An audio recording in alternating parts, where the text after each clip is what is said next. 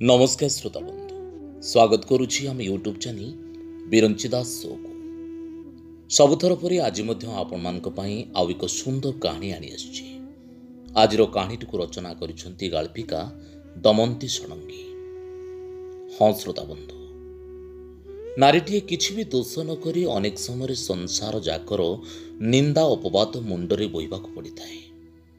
मनर कष्ट को मनरे मारी सबु सहिबाकु से बाध्य होइଥାଏ।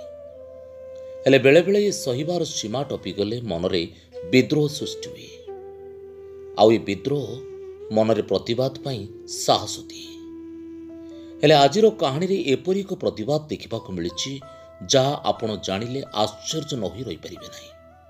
तेबे कौन सी प्रतिवाद आउ या कौन प्रभाव पकाए परिवार उपरे, ए समस्त कथा को जानिबा पाई कहानीटी को शेष जाए सुनिबाकू अनुरोध। तेबे आज कहानीर शीर्षक अछि नियारा प्रतिवाद, गाल्पिका अध्यापिका दमंती षडंगी।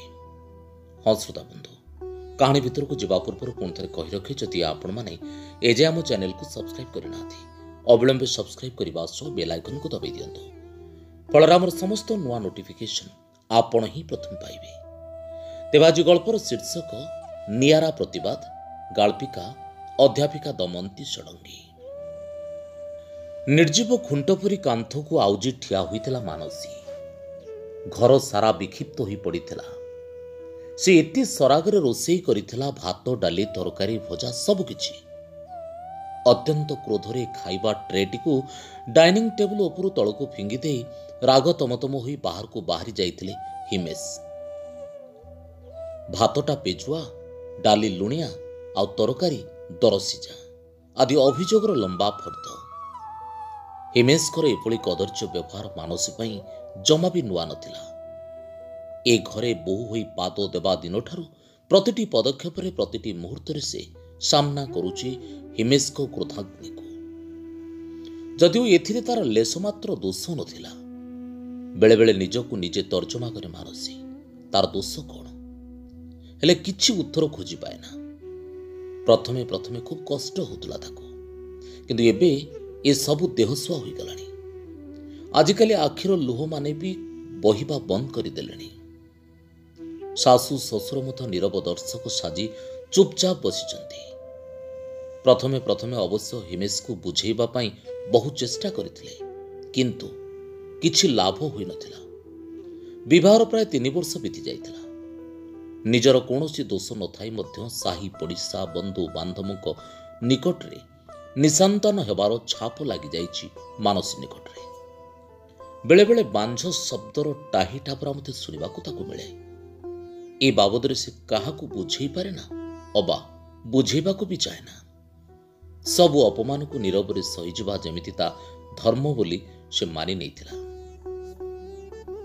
दरिद्र गांवली परिवार झियो मानसी। पिलाटी दिनरु मातृहरा। बापा गाँ रे चाषबास करी परिवार गुजराण मेंटाती। स्वल्प आय मध्य मानसी आ तार बड़ भाई मनोजर पाठपढ़ारे केबे व्याघात आसवाक देना। खूब भल पाठ पढ़ुला मानसी। से दिन तार महाविद्यालय वार्षिक उत्सव रे तार ओजस्विनी भाषण उपस्थित अतिथि तथा दर्शक वृंद को करिथिला विमोहित। तार सुंदर रूप अमायिक व्यवहार जेकोसी व्यक्तिर मन को किणी नेबा पई यथेष्ट थिला। से दिन सभा मंच रे सम्मानित अतिथि भाव उपस्थित थिले सहरर विशिष्ट व्यवसायी दयानिधि चौधरी माने तार ससुर। मानसी को देखु देखु निज उच्छृंखल विशृंखलित पुत्र हिमेश को बाटू को आनिबार चाबिकाठीटा तांको मिली जाइथिला सते जेमिति। मानसी को निजर बोहू करि नबा पई एक प्रकार मनस्थिर करि नैथिले से। तार सुंदर रूप कारणरू हिमेशकर मध्य कोनोसी आपत्ति नथिला। खूब शीघ्र हिमेश और मानसीर विवाह होई गला। मात्र उग्र आधुनिकतार विश्वास रखुवा हिमेश मानसी थिला एक गाँवली मफसली झील जार तांको सहित कौनसी मेल नथिला। विवाह परे मध्य प्राय प्रत्येक राति क्लब और पार्टी रे योगदान पूर्वक मद्यपान करी घर को फेरुवा हिमेशकर स्वभाव रे कौनसी परिवर्तन आसी नथिला। बरं क्रोधवशतः हिमेश होई उठुतुले अधिकरु अधिक विशृंखलित।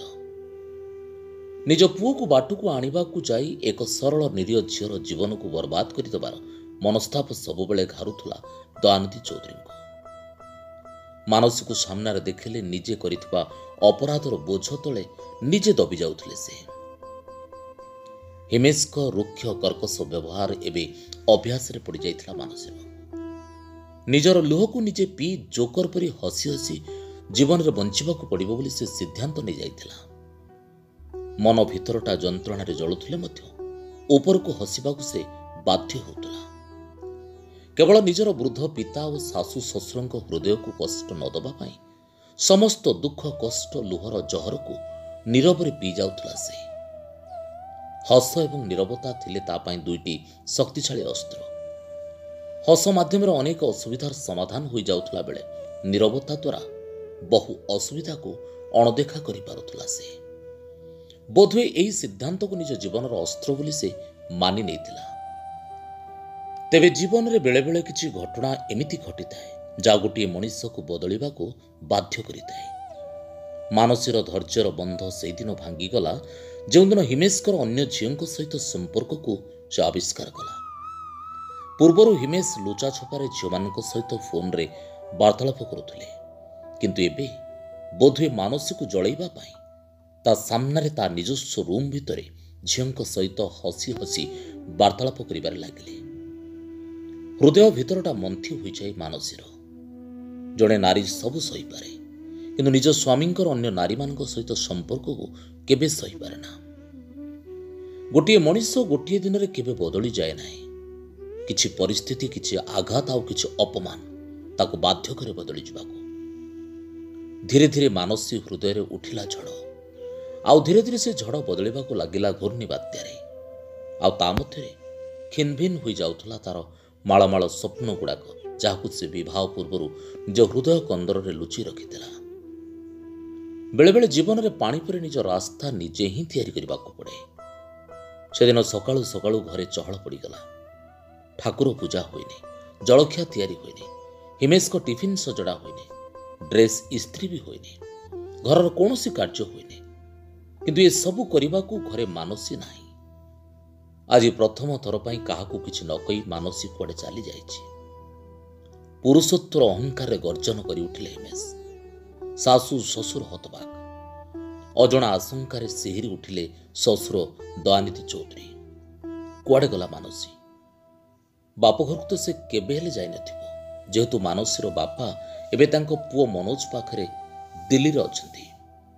ପୁଣି ଭାବିଲେ କ'ଣ ସତରେ କାହାକୁ ନ କହି ଦିଲ୍ଲୀ ଚାଲିଗଲା କି ମାନସୀ? ପୁଣି ମନରେ ଅଶୁଭ ଭାବନା ବି ଆସୁଥାଏ। କିଛି ଭୁଲ ନିଷ୍ପତ୍ତି ନେଇଯିବନି ତ ମାନସୀ? ହେ ପ୍ରଭୁ, ମାନସୀକୁ ରକ୍ଷା କର। ମନେ ମନେ ଭଗବାନଙ୍କୁ ଗୁହାରି କରୁଥିଲେ ମାନସୀର ଶାଶୁ ଶ୍ୱଶୁର। ସକାଳ ଯାଇ ସନ୍ଧ୍ୟା ହେବାକୁ ବସିଲା, ହେଲେ ମାନସୀର କୌଣସି ଖୋଜ ଖବର ନଥିଲା। ଦୀର୍ଘ 3 ବର୍ଷ ଭିତରେ ତା ବାପାଙ୍କ ଘରକୁ ମାନସୀ କେତେବେଳେ କେମିତି ଅଳ୍ପ ସମୟ ପାଇଁ ଯାଏ। ଏବେ ତ ଯିବା ପ୍ରାୟତଃ ବନ୍ଦ ଅଛି, କିନ୍ତୁ ଆଜି ମାନସୀର ସମ୍ପୂର୍ଣ୍ଣ ଗୋଟିଏ ଦିନର ଅନୁପସ୍ଥିତ ଯେମିତି ଏକ ବିରାଟ ଶୂନ୍ୟତା ଭରି ଦେଇଥିଲା ଘର ମଧ୍ୟରେ। ସବୁବେଳେ ରାଗରେ ଗରଗର ହେଉଥିବା ହିମେଶ ମଧ୍ୟ ହତବାକ ହୋଇଯାଇଥିଲା। ଯାହାକୁ ନିଜ ଜୀବନର ବଡ଼ କଣ୍ଟା ବୋଲି ମନେ କରୁଥିଲେ, ସେ ଆଜି କାହିଁକି କେଜାଣି ତା ପାଇଁ ମନଟା କେଉଁଠି ନା କେଉଁଠି ବିଚଳିତ ହୋଇ ଉଠୁଥିଲା। ଖୁବ୍ ବ୍ୟସ୍ତ ଲାଗୁଥିଲା ତାଙ୍କୁ। ମନେ ମନେ ନିଜ ଭାବନାକୁ ନେଇ ଆଶ୍ଚର୍ଯ୍ୟ ହେଉଥିଲେ ସେ। ମାନସୀର ନିରୀହ ଚେହେରାଟା ବାରମ୍ବାର ତାଙ୍କ ଆଖି ସାମ୍ନାକୁ ଚାଲି ଆସୁଥିଲା। ନା, ବହୁତ ହୋଇଗଲା। ସେ ଯିବେ ତାଙ୍କ ମାନସୀକୁ ଯାଇ ଖୋଜି ଆଣିବେ, ତାଙ୍କୁ କ୍ଷମା ମାଗି ନେଇ ଆଉ ଗୋଟେ ନୂଆ ଜୀବନ ଆରମ୍ଭ କରିବେ। ହିମେଶଙ୍କ ଏହି ପରିବର୍ତ୍ତନରେ ଖୁବ୍ ଖୁସି ଥିଲେ ତାଙ୍କ ପିତାମାତା। ହଠାତ୍ ଘର ବାହାରେ ଅଟୋ ରହିବାର ଶବ୍ଦ ଆଉ ତା ସହିତ କଲିଂ ବେଲଟା ବାଜି ଉଠିଲା। ଧାଇଁଗଲେ ହିମେଶ କବାଟ ଖୋଲିବାକୁ। ହେଲେ କବାଟଟି ଖୋଲୁ ଖୋଲୁ ଚାରିପାଦ ପଛକୁ ଘୁଞ୍ଚି ଆସିଲେ। ମାନସୀ ସହିତ ଇଏ କେମିତି ଏଠି? ନିଜ ସହିତ ଆସିଥିବା ଝିଅଟିର ହାତକୁ ଧରି ଘର ଭିତରକୁ ପ୍ରବେଶ କଲା ମାନସୀ। ଶାଶୁ ଶ୍ୱଶୁରଙ୍କ ଆଖିରେ ଆଖିଏ ପ୍ରଶ୍ନ। ଶାଶୁ ଶ୍ୱଶୁରଙ୍କ ପ୍ରଶ୍ନଳ ଚକ୍ଷୁର ସାମ୍ନା କରିବାକୁ ଯାଇ ମାନସୀ ପ୍ରଥମେ ହାତ ଯୋଡ଼ି ଠିଆ ହୋଇଗଲା ସେମାନଙ୍କ ସାମ୍ନାରେ, ଆଉ ତାକୁ କ୍ଷମା କରିଦେବା ପାଇଁ ଅନୁରୋଧ କଲା। ତା ସହିତ ଆସିଥିବା ଝିଅଟିକୁ ସେମାନଙ୍କ ସାମ୍ନାରେ ଆଣି ଠିଆ କରିଦେଇ କହିଲା, ବାପା, ଏ ହେଉଛନ୍ତି ସ୍ୱପ୍ନା, ଯାହାଙ୍କୁ ଆପଣଙ୍କ ପୁଅ ଖୁବ୍ ଭଲ ପାଆନ୍ତି, ଯାହାଙ୍କ ପାଇଁ ସେ ଆଜି ପର୍ଯ୍ୟନ୍ତ ମୋତେ ପତ୍ନୀର ମାନ୍ୟତା ଦେଇନାହାନ୍ତି। ତେଣୁ ସେମାନଙ୍କ ଅଧୁରା ସମ୍ପର୍କକୁ ଆପଣ ସ୍ୱୀକୃତି ପ୍ରଦାନ କରନ୍ତୁ ଆଉ ମୋତେ ମଧ୍ୟ ଏ ବନ୍ଦୀ ଜୀବନରୁ ମୁକ୍ତି ଦିଅନ୍ତୁ। ଆପଣ ଜାଣିଛନ୍ତି ମୁଁ ମହାବିଦ୍ୟାଳୟର ଛାତ୍ରୀ ଥିବା ସମୟରେ ଅନେକ ସାମାଜିକ ଅନୁଷ୍ଠାନ ସହିତ ଜଡ଼ିତ ଥିଲି। ମୁଁ ଆଜି ମୋର ସେ ଅତୀତକୁ ଫେରିଯିବା ପାଇଁ ମୋ ଜୀବନର ଅଧୁରା ସ୍ୱପ୍ନକୁ ପୂରଣ କରିବା ପାଇଁ ଚାହୁଁଛି। ଆଉ ସେଥିପାଇଁ ମୁଁ ଆଜି ସେହିପରି ଏକ ଅନୁଷ୍ଠାନ ସାଥୀ ପରିବାର ସହିତ ଯୋଡ଼ି ହୋଇଯାଇଛି। ମୋତେ ଆପଣ ମୋର ଭବିଷ୍ୟତ ଜୀବନ ପାଇଁ ଆଶୀର୍ବାଦ କରନ୍ତୁ, ଯେମିତି ମୁଁ ସମାଜର ଦୁଷ୍ଟ ଅସହାୟ ନିଷ୍ପେଷିତ ବ୍ୟକ୍ତିମାନଙ୍କର ସେବା କରି ମୋ ଜୀବନର ସାର୍ଥକତା ପାଇବାରେ ସଫଳ ହେବି। ଟିକିଏ ରହିଯାଇ ପୁଣି ଆରମ୍ଭ କଲା। ମୁଁ ଆପଣଙ୍କୁ କୌଣସି ଦୋଷ ଦେଉନି। ମୁଁ ଏବେ ଭାଗ୍ୟକୁ ନୁହେଁ ବରଂ କର୍ମକୁ ବିଶ୍ୱାସ କରୁଛି। ତାପରେ ହିମେଶ ଏବଂ ସ୍ୱପ୍ନା ଆଡ଼କୁ ବୁଲି ପଡ଼ି ସେମାନଙ୍କୁ ଭବିଷ୍ୟତ ଜୀବନର ଶୁଭ ମନାସି ଶାଶୁ ଶ୍ୱଶୁରଙ୍କୁ ପ୍ରଣାମ କରି କେହି କିଛି କହିବା ପୂର୍ବରୁ କେହି କିଛି ବୁଝିବା ପୂର୍ବରୁ ସିଧା ଯାଇ ବସି ପଡ଼ିଲା ବାହାରେ ଅପେକ୍ଷା କରିଥିବା ଅଟୋ ଭିତରେ। ମାନସର ଏପରି ନିଆରା ପ୍ରତିବାଦରେ ହଚକିତ ଥିଲେ ସମସ୍ତେ। ତା ସେ ପ୍ରତିବାଦର ସ୍ୱର ଏତେ ଜୋର ଥିଲା ଯେ ଏତେ ଗମ୍ଭୀର ଥିଲା ଯେ ହିମେଶଙ୍କ ଆଖିରୁ ଝରୁଥିବା ପ୍ରାୟଶ୍ଚିତର ଅଶ୍ରୁ ବି ତାକୁ ଅଟକାଇ ପାରିନଥିଲା। ଶୁଣୁଥିଲେ ଗାଳ୍ପିକା ଦମୟନ୍ତୀ ଷଡ଼ଙ୍ଗୀଙ୍କର ଗଳ୍ପ ନିଆରା ପ୍ରତିବାଦ। ମାନସୀର ନିର୍ଯାତନା ଆଉ ହିମେଶଙ୍କର ପୁରୁଷତ୍ୱକୁ ଜାହିର କରିବାର ତରିକା କାହାଣୀରେ ଏକ ଦୁଃଖଦ ସ୍ଥିତି ସୃଷ୍ଟି କରିଛି। ମାନସୀ ଯେତେବେଳେ ଜାଣେ ହିମେଶକୁ ଆଉ ଜଣେ ନାରୀ ସହ ସମ୍ପର୍କ ଯୋଗୁଁ ତା ପ୍ରତି ଅବିଚାର କରାଯାଉଛି, ସେତେବେଳେ ସେ ଆଦରି ନିଏ ନିଆରା ପ୍ରତିବାଦର ରାସ୍ତା। ହିମେଶ ଭଲ ପାଉଥିବା ମହିଳା ଜଣକୁ ଆଣି ନୂଆ ଜୀବନ ଆରମ୍ଭ କରିବାକୁ କହିବା ସହ ନିଜ ରାସ୍ତାକୁ ବାଛି ନିଏ ମାନସୀ। ସତରେ ମାନସୀର ନିଆରା ପ୍ରତିବାଦ ଆମ ସମାଜରେ ଘଟୁଥିବା ପ୍ରତିଦିନ ଏଭଳି ଘଟଣାକୁ ଇଙ୍ଗିତ କରୁଥିବା ବେଳେ ହିମେଶ ମାନଙ୍କ ପରି ପୁରୁଷଙ୍କ ପାଇଁ ଏଭଳି ଏକ ନିଆରା ପ୍ରତିବାଦ ଏକ ବଡ଼ ବାର୍ତ୍ତା ଦିଏ। ଆଶା କାହାଣୀଟି ନିଶ୍ଚିତ ଭାବେ ଆପଣମାନଙ୍କୁ ଖୁବ୍ ଭଲ ଲାଗିଥିବ। ଆଉ ଯଦି ଭଲ ଲାଗିଥାଏ ତେବେ ଆମ ଚ୍ୟାନେଲକୁ ଲାଇକ୍ ସେୟାର କମେଣ୍ଟ ଆଉ ସବସ୍କ୍ରାଇବ୍ କରିବାକୁ ଆଦୌ ଭୁଲିବେ ନାହିଁ। ମୁଁ ପୁଣି ଆସିବି ଆସନ୍ତା ସପ୍ତାହରେ ଆଉ ଏକ ସୁନ୍ଦର କାହାଣୀ ନେଇ। ସେ ଯାଏ ରହୁଛି। ନମସ୍କାର।